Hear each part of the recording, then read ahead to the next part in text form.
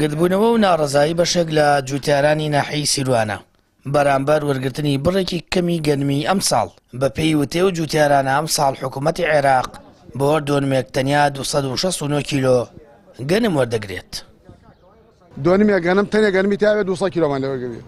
داوا ئەەکەین لە حکوومەتی عێراقی ئەگەر ئێمە مواتنی عێراقین وەکو عێراقی و حاڵەتی عێراقی معاملەمان لەگەڵا بکە نوێنەرمانە چێتە بەقات جوابی ناداتەوە فەلاح چێتە بەقات جوابی ناداتەوە لە ڕاستیە ئەم زوڵمە لای خوا قبوڵ نییە ئێمە ئەوە تا گەنمەکان ئەوەتە دووکەڵی بەرزەوێتەوە یاڵێن گەنمەکەمان سوتاوە بەڵام ڕۆژانە گەنمەکەمان بەرچاومانەوە ئەسووتیە گەنمەکەمان لێ وەرناگیرێ ئەوەتە لە بازارە کەس گەنمی ناوێت لەبەرەوەی ئەم گەنمان نە حکومەت لێمان وەرەگرێ نە لە بازاڕیشە بۆمان ساقەوێتەوە. ئەی بۆ ناتون بڵێن ئەگەر ئێمە وڵاتی هەرێمی کوردستان و عێراق یەک وڵاتە و یەک حکومەتە معنای چی ئێمە لێرە 100 کیلۆ گەنممان لێوەرەگرن لەوێ ئەوان 800 کیلۆمان لێوەرەگرن بەڕاستی ئەمە ناعەدالەتیە ئەمە حکومڕانی نیە نە لە عێراق و نە لە هەرێمی کوردستان بەڕاستی. ئێمە مواتنی عێراقین کە مواتنی عێراقین فەرقمان نەخا لەگەڵ جنوبە جنوب 800 کیلۆ زیاتر وەرئەگرێت ئێمە 180 کیلۆمان لێوەرەگرێت. ئایا بۆ فەرقمانەخا بۆ کەم لە ئێمە ڕۆرگە و زیاد لە ئەوان ڕێ ئێمەش مواتنی عێراقین وەکو ئەو مواتینە مواتنی عێراقین.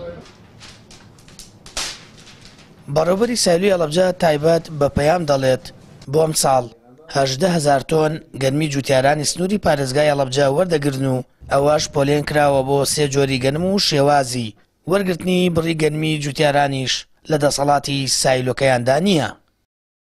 لە معلوماتی بیدایەتی کردیان باش 1000 دوای کردیان ئەستا بە 18,000 لەسەر زامان ئەستا ئەڵێ بڵاوی کردیان مەوزوعی کەم ئەیکرد لەسەر ئەو مۆزوع خۆمان ڕازی نیە و نە جوتیارەکانی ڕازی لێ لەبەر جوتیارەکانی هەیەتی 100 دۆنەمە ناتوانانی تەسیمەکە زیاتر لە 15 تەن بۆ منە.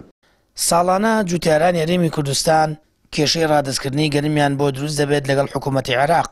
جوتیارانیش دەڵێن ئەگەر بە شێوەیەکی ئازاد گەنمیان لێوەرنەگیرێت ئەوە تووشی زیان دەبنەوە.